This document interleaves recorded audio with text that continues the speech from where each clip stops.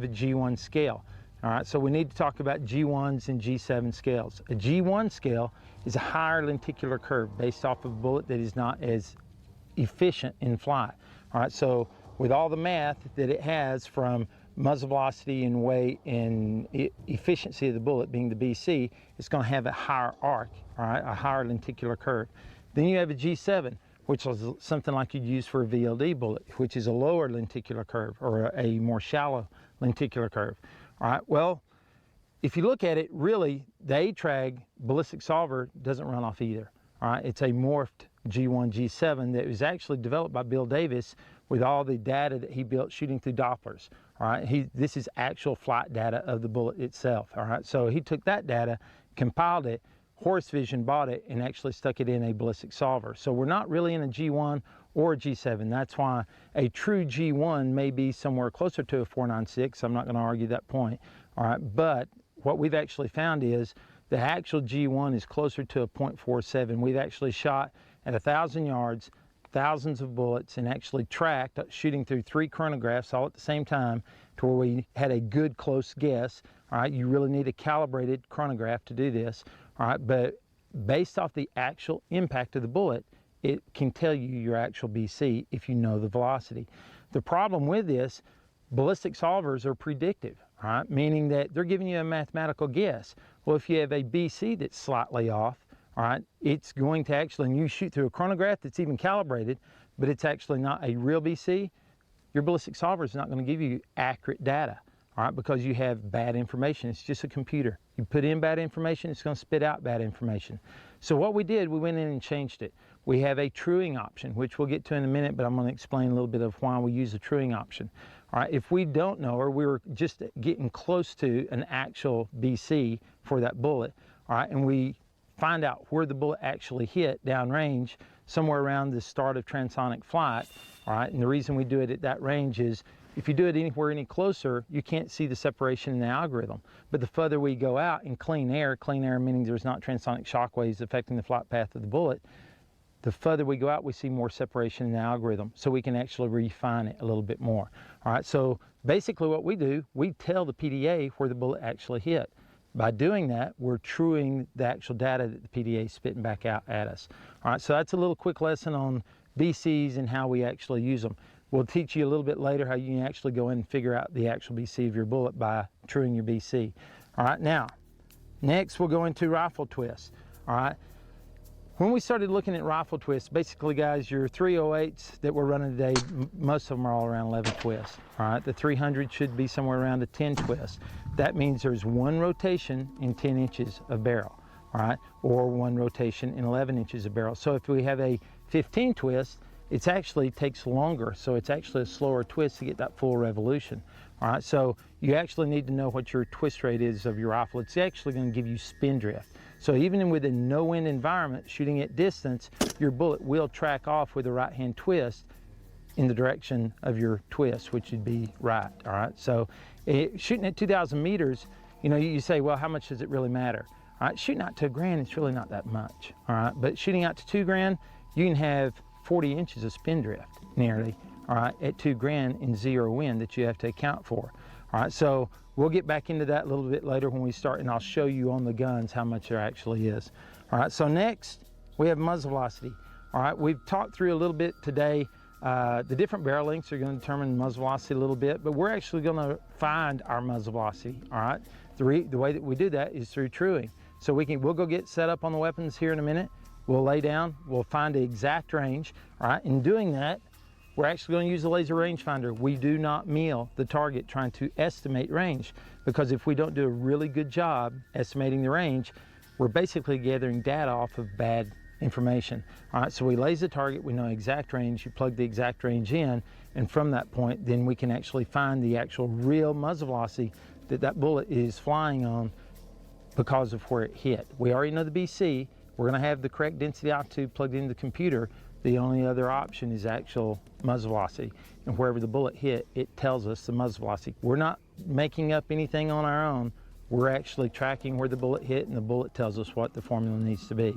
All right, so once everybody's got through with that screen, your zero range is at 100 meters from this morning. All right, next screen is atmosphere in the middle column. Go ahead and hit on it.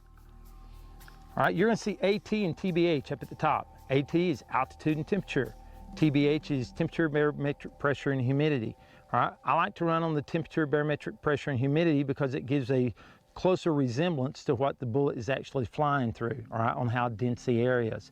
Temperature and altitude gets us close, but we're at 2,700 foot right now, and within a couple of inches until the end of time, we're going to be at 2,700 foot. But because of cold fronts and warm fronts that come through the area, the bullet may think that it's 400 or 500 feet higher or lower than that because how dense the area is at that time. So if you use barometric pressure, all right, you're going to get a closer resemblance to actual denseness of the air with temperature, barometric pressure, and humidity. And humidity doesn't play a huge role, and I'll show you in a minute how much it actually plays. All right, most of the time we keep our humidity at 50%. All right, that's pretty much across the board. You can plug in the exact number if you want to, but I'll show you here in just a minute. We'll make a full swing. You'll see how much actual change there really is. All right, target, you go ahead and hit it. All right, you're going to see latitude and direction of fire in the first two columns. All right, what that is giving us is actual Coriolis. All right, Coriolis is while the bullet is in flight. All right, if you're shooting it at a long enough distance that it has a long enough time of flight, the rotation of the earth, all right, what you thought you were aiming at has actually moved and moved around the rotation of the earth. So if you're aiming at the top of this target, if it has a long enough time of flight, it's moving around the curvature of the earth and you're actually shooting due east, you're going to hit high. At 2,000 meters, you'll hit close to 20 inches high. Obviously, shooting to the west is just opposite.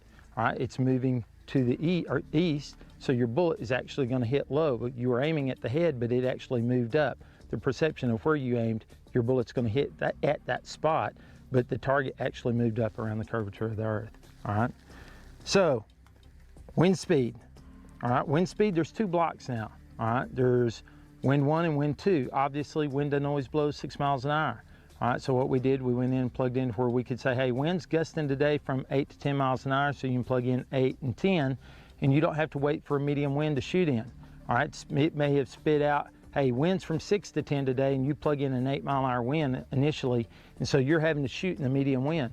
Now, I know my holes for a 6, I know my holes for a 10, I can extrapolate between those holes at any wind speed anywhere in between. All right, so we're making a more knowledgeable shot at all times. All right, underneath that you have wind direction. This is in clock positions. All right, so based off the line that you're shooting at towards your target, 3 o'clock's going to be due right. All right, 9 o'clock's straight to your left. All right, obviously based off that, it's going to give you a cosine of the wind and the actual value of it.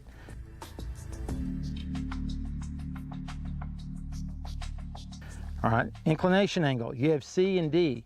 All right, C it says 1 right now and D 0. All right, that means that if we were shooting at 800 meters, you have a full 800 meters, all right, that you're shooting as far as how much your bullet's going to be affected by inclination. All right, so if you actually plugged in 60 degrees, you're going to see that the C is actually going to turn into 50%. All right, so that's what this is. Depending on which inclinometer that you're actually running, you may actually have something that says, hey, I have 30 degrees right now, or you may have something that says 71 or 87, whatever your cosine is, all right, for whatever degrees that you're actually looking at. So that you can plug in either or and it will change the other one for you. Next line down, target speed. All right, you can plug in the movement of your target as you're looking at it. We can refine this and do this several different ways, but that's what this is for. If the target's moving 2 miles an hour, you plug in 2 there. All right, if you go and look at target range right now, go ahead and plug in 800 and hit done.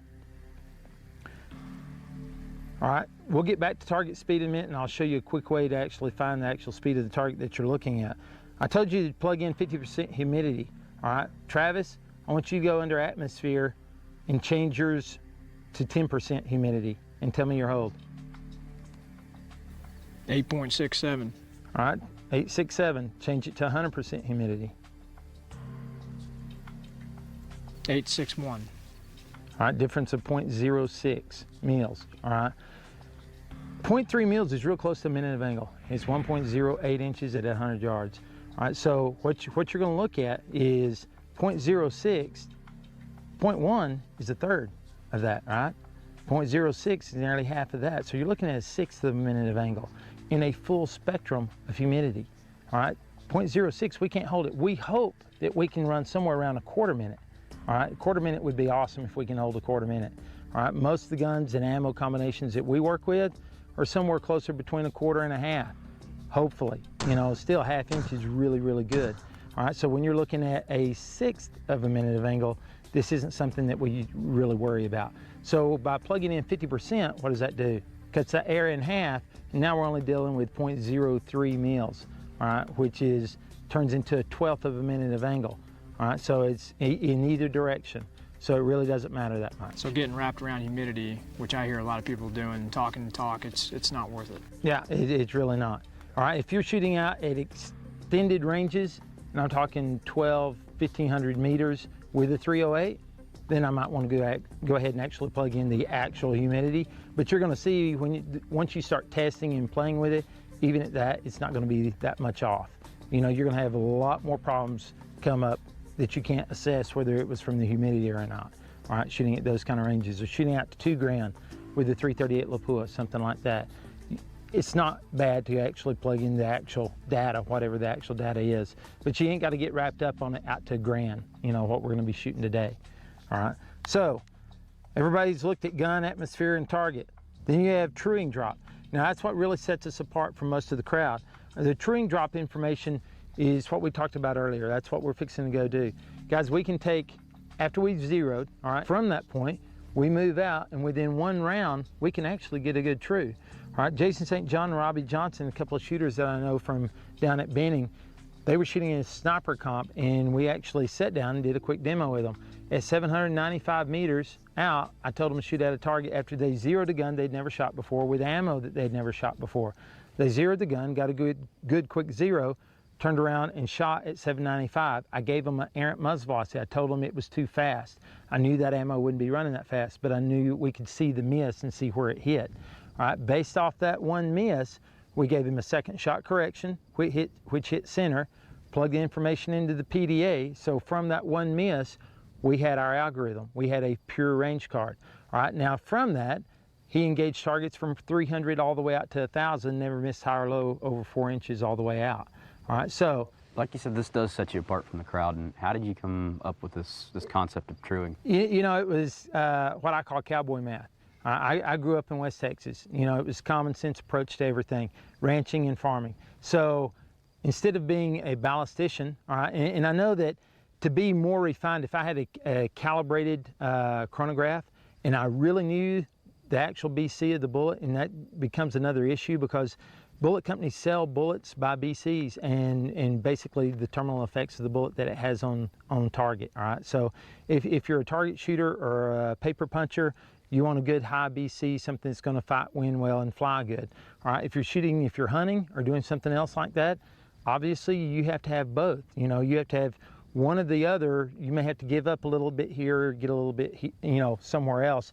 But basically you want it to do damage on tissue so you can have a good, quick, clean kill when you're out hunting. All right, so when I was looking at that, I noticed that my BCs always didn't match up with what the company said they did. All right, and like I told you earlier, the way I actually find my BCs. And I called Ken Ayler, the guy that makes the Ayler chronograph, and asked him if what I was doing was correct. And he said, absolutely, we're gathering actual data that way. It's an actual BC. And I've talked with Brian Litz. All right, he's a ballistician for Berger, and he absolutely agrees that what we're doing is correct. If you have a calibrated chronograph, all right, and if you know the actual BC of your bullet, then you don't have to true. All right, it's going to give you a good algorithm, and it's going to be a pure algorithm. But the problem is laymen, we don't have access to Dopplers. All right, if you got a Doppler in your backyard, go use it. All right, it'll give you good data. Most of us ain't got one. All right, so what we have to do, based on where the bullet hit, I didn't want to read off PDA because PDA actually gave me errant data. If you're wanting to do headshots at 800, a lot of times if you just go off what the PDA said, you were going to miss. So basically what I did, I said, hey, this is a page that I want. This is what I want it to say.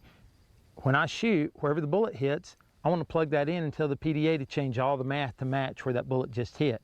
All right, so minimal starts about, with a 308 today, about 600 meters. That's minimal. All right, up to transonic. Now transonic is right at in my opinion, about 1,340. I know it's a little bit pre-subsonic, but depending upon density altitude, I don't want to get into transonic flight. All right, so 1,340 feet per second is getting close to transonic. All right, and so that's what we're working off of. All right, so you're going to look at your range card here in a minute. You're going to change your last column to remaining velocity, and you're starting to scroll down until you see 1,340. So go ahead and do that now. Hop into range card up at the top right. All right, once you plug that in, down at the bottom it says last column on the bottom left. Last column, make it read remaining velocity. And you may need to change your setup to 5 meter increment. All right, you can start it at 100, in range being somewhere around 2,000. 1343, that's what I got. Yeah, that's close. That's good enough. So what range is that at? 810. 810. We need to find a target out here somewhere close to 810. All right, and then we'll actually take a shot on it. And if we're shooting 5.56, 300 Win Mag, all right, the closer you get to transonic, the more pure your algorithm is going to be for what we have access to. Like I said earlier, if it's a calibrated chronograph into the known BC, it's going to give you good data. So 1340 is that magic number then for any caliber? Yeah, because it's speed of sound. Yeah, 1,061 plus temperature of the day gives you a close speed of sound, all right, converted to feet per second. So if today's, 70 degrees, all right, 70 plus 1,061, all right, it's 1,131. All right, that would be the speed of sound today. And it's not perfect, but it's within a couple of feet per second. All right, so it's good enough for what we're doing. All right, so the 1340 is pre-transonic flight. All right, what we don't want to do is actually run out and try and true a 308 at 400 meters, because at 400 meters, I can be a minute of angle off. All right, I can be doing headshots on an 8-inch plate at 400. All right, when I do that, the top of my cone, all right, the top of my dispersion on my 1-inch group is in the center of the target. All right, the bottom of it is nearly at the bottom of the plate. I'm calling that, hey, that's just me, that's just me. I'm hitting center, and then you hit one that's a little low, and you want to blame it on yourself. No, you still remember all the good things that happen in life. So you're saying you think you're good. You may actually adjust it up and move it, but the problem is the difference in a minute of angle at 400 is 120 feet per second. All right, once you move out to 800 meters, that same change is going to be over a mil. All right, so you can't assume what your muzzle velocity is by truing at 400. You need to stretch the algorithm out to see the actual dispersion, all right, and see the difference in where the predictive algorithm is and the actual algorithm is.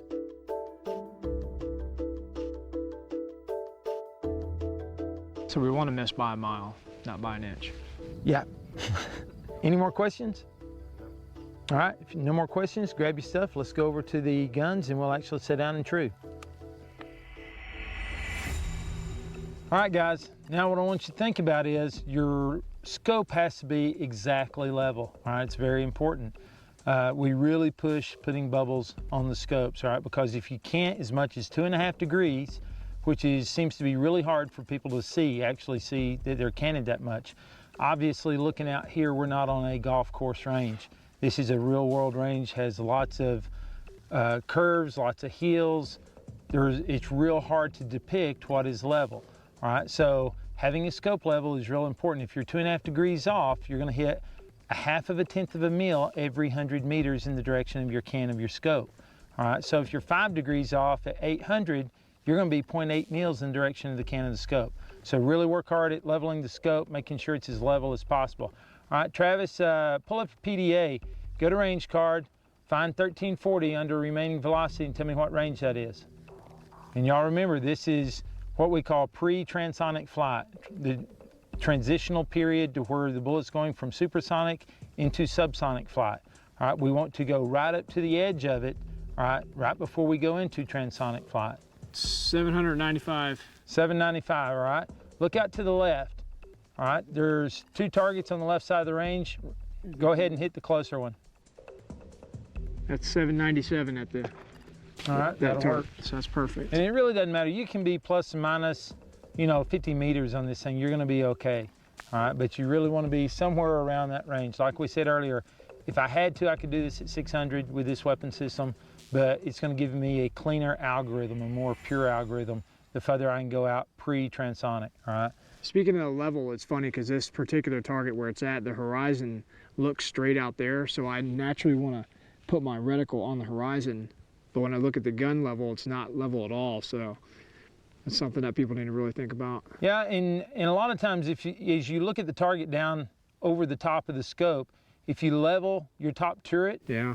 all right, it's going to give you a closer guess than just looking through your reticle.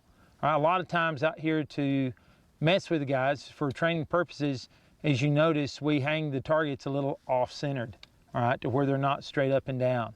All right, that's on purpose. And guys, remember, it's real important. We've already plugged in the current atmospherics, all right, barometric pressure, temperature, all right, and humidity at 50%.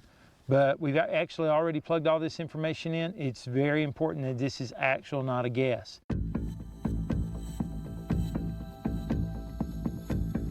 All right, so go ahead and get it good and level. What does it say for 797 meters? What does your PDA say?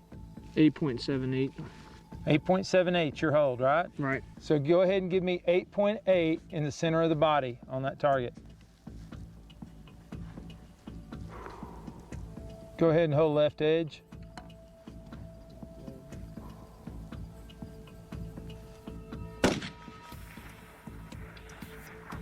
All right, elevation actually looked really good. You were probably belly button height, but your impact was close to 0.7 to the right of where we were holding. So go ahead and hold 0.7 left. And guys, we really don't care. Doesn't even matter if you hit a plate. A lot of times I like to really refine guys on small rocks out at this distance because we can actually see we don't get caught up. You don't want to just hit steel. If the steel's beat up and you hit steel and you're going, yeah, but I'm hitting the target, you may be a minute of angle low. You may be around 0.3 mils off, 0.4 mils off, still hitting steel and incur bad data for your algorithm. All right, so go ahead and hold 0.7 left, send it again.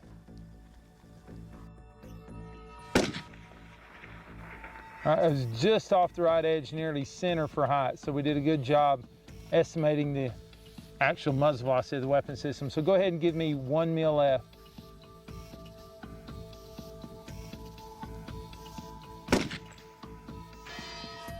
Good, it's a nice hit.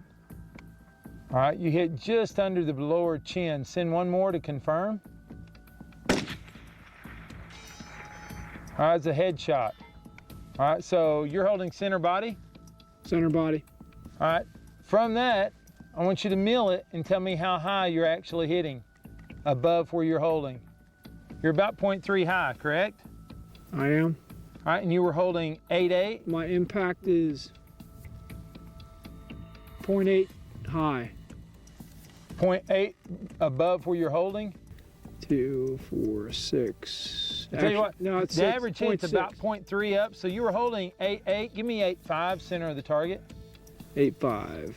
And all you have to do, guys, is just place the 8.8 where you're holding and look at where it was hitting on your reticle. Center body, left edge. All right, so now what you do is you go to your home page, go to options in the bottom left. Once you pull up that, you're going to go to truing drop halfway down that pop-up screen.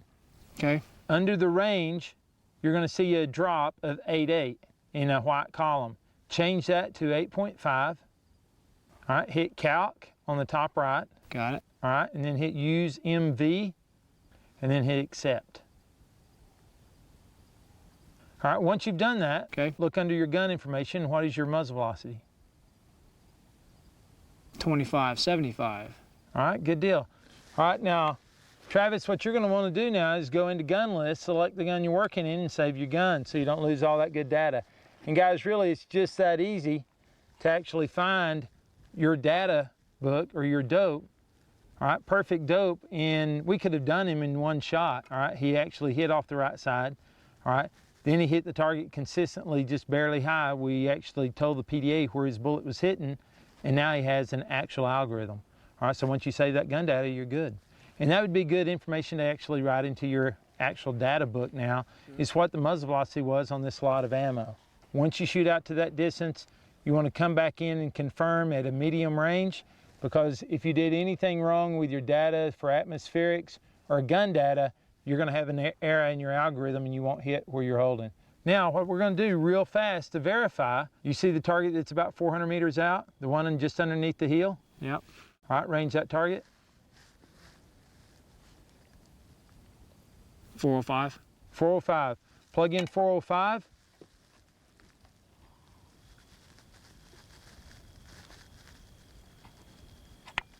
2.5. 2.5. Go ahead and give me 2.5 on the target and hold 0.4 left. This is just confirming that we really do have a good algorithm, guys. Give me 0.4 wind, which is left edge. 2.5 center body. Fire when ready.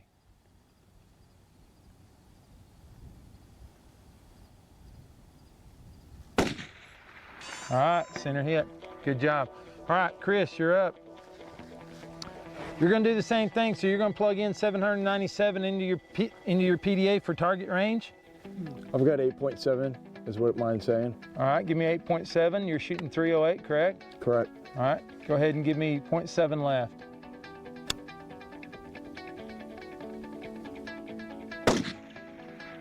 All right, just off left side elevation was good. Give me a center wind. Nice hit. You hit right on Travis's bullet on the left side. Go ahead and hold right edge. Give me another shot.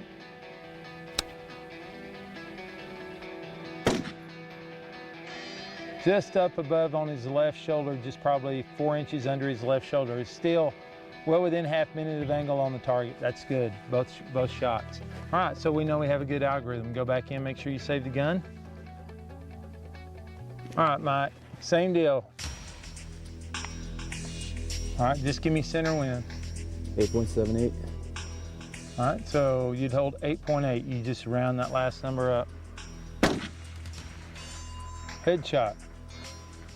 All right, you were holding center body? I was. All right, go ahead and give me another shot. We'll confirm. All right, we'll stay with 0.5 right.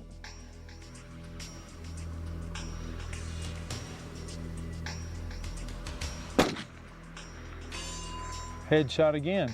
All right, so from where you're aiming, look in mils, how far it is to where your bullet is hitting. Looks like about 0.4, correct? That's what I'm getting to. All right, so you dialed on 8.8, so take 0.4 off, come to 8.4. All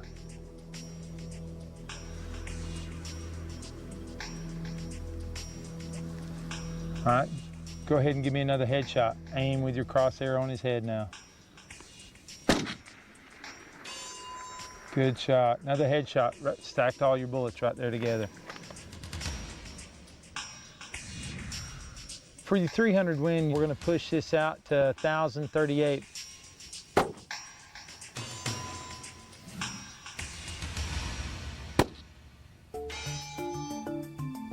Well, Todd, I found that really interesting. I mean, just conducting a test, just expanding on the zero at a range we once thought of as the maximum effective range for the weapon system. You know, it really is. Used to, it'd take, you know, a couple of hundred rounds to actually lay down and shoot at 200 and 300 and 400.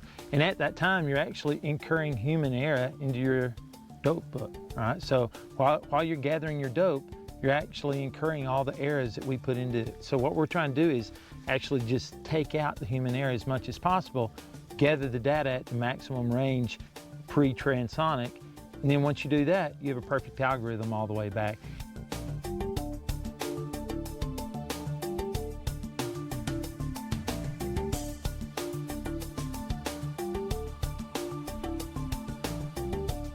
And really, you did 3 headshots at 800 meters, all right? Which a 308 used to, they thought that was the maximum range. We'll push that gun out to a mile, and you'll stay on that same 16-inch plate at a mile with it. I'm looking forward to it. Yeah, it is amazing. It's interesting, but you know, it's a deal. It's not hard. You know, in a lot of schools, they used to teach that 800 was kind of give or take. You know, you'd hit some, you'd miss some, and obviously as wind increases, it's going to get hard to call wind. You know, the reason we come to West Texas for training is wind is constantly, you know, 15 to 20 miles an hour every day. You know, we've been real lucky, you know, today the wind wasn't really blowing that much, you know, but it's still tricky because of all the terrain features. You know, wind changed left and right. Nearly every time somebody got up is a different wind for them, you know, so the winds out here every 5 miles an hour, you lose about a 10% hit probability. You know, it sounds like a lot initially, but you're 4 really good shooters. But I promise you, if you lay down tomorrow morning You say, okay, there's a target at 800. You have a perfect dope book now. You have a perfect, range. You lay down, take a shot. If the wind's blowing 23 miles an hour, I promise you, you're going to have about 6 out of 10 guys be able to make the shot and hit and connect past 600, by calling their own wind, making their own judgment, and making that shot. So that's why we come out here. It's not hard, and you can do it very fast. And like you said earlier, the greatest thing about this concept is the minimal amount of ammo. I mean, like you said, Mike just made 3 headshots right after he just got done zeroing. And we did that at 800 yards, and we confirmed at 405. So we just saved a lot of time, money, and effort, where normally we would do exactly that. 100, 200, 300, 400, 5, 6, 7, 8, 9, 10, and how many rounds and how much human error is going into that with body position and all other stuff. That's a really great point. Yeah, absolutely. And you brought up something good. That zero is very important. If you have a bad zero, guess what's going to happen? Everything when you shoot out at magnifies. range, you've got bad data now. So you may hit, you'll be perfect at 800 because your bullet just hit there. But those interim ranges, that's why we went back and checked at 4. If you had a bad zero, it's going to start showing up at that distance. So, Well, the other part was the fact that you said the bullet doesn't lie, because when Travis first shot, he had to make some adjustments based on some speed. And the fact is, you can argue that all day long, or you can enter in the correct data of what it actually is, and therefore really true to the gun and the bullet and everything. it's really interesting. The truing deal is really scientific. Even though it's kind of a cowboy method of getting, it's kind of like doing the backwards math, to getting your data. But it's very scientific in that that's where your bullet just hit. Why would you want to argue with your bullet? So if that bullet doesn't get to vote, once it leaves that barrel, it's going to have the same drop due to gravity every time that it goes out. So if you have the correct density altitude, if you have the correct BC, the correct muzzle velocity, it's going to hit at the same point. We may not know the exact BC, the reality of it. We may not know the exact muzzle velocity, but as long as we get really close on our BC, all right, go off of, the factory specs of that bullet, all right, and true, if you actually go off the factory spec of the bullet and it's slightly off, and guys, I have 2 good chronographs, and we interlink them and shoot through both of them at the same time. And they're high dollar chronographs, and they're 20 feet per second different than each other. All right, so that 20 feet per second at that target distance is a miss. All right, so we can't go off that. He couldn't have made 3 headshots if he was 20 feet per second off. All right, so what you really got to do is accept that even though you may be a little bit low on your BC, your muzzle velocity is going to actually be a little bit higher in the PDA than what may be reality on a calibrated chronograph. But it doesn't matter because the algorithm is going to be correct. All right, you may be slightly off, but it's going to be less than what the minute of angle of what you can shoot and what the gun can hold. All right, so it's still a very accurate algorithm to actually use. All right, so what's next? What's next is we'll actually learn to use a PDA. All right, so we're going to range targets, plug the information in, go from 300 meters all the way out to 1,200 meters. And with the big guns, we'll actually even push out further. Then after everybody feels comfortable and they understand how to use everything, we'll even go further than that. We'll push out to a mile. Well, that's certainly going to be interesting going out to a mile with 308. Everybody does it. Everybody in the class hits a 16-inch wide target at a mile. Well, let's do it. All right, let's go.